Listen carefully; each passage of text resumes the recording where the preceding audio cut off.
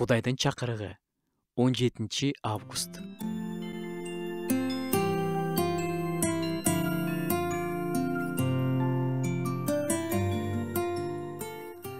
Жамандыкка жамандык менен, жаман сөзгө жаман сөз менен жооп кайтарбагыла. Тескерисинче батаңарды бергиле.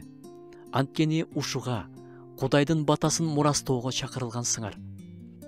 Себеби ким жашоону сүйсө жана жакшы жашагысы келсе, ал өзүнүн тилин жаман сөздөрдү айтуудан, оозун жалган кептерди сүйлөөдөн сактасын.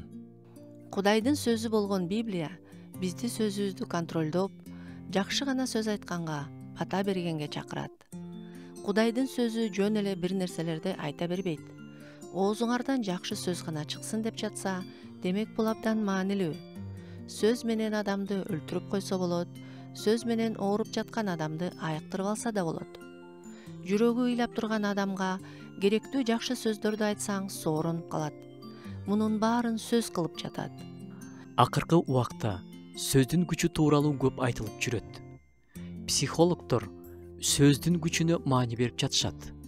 Сөздүн канчалык күчү бар экенин далилдөө үчүн көптөгөн илимий изилдөөлөр жүргүзүлүп жатат. Япония окумуштуусу 2 идишке таза суу куюп, аларды оп-окшош шарттарга жайгаштырат. Бирок күнүгө студенттер 2 идиштеги сууга 2 башка сөз айтып туруулары керек болот.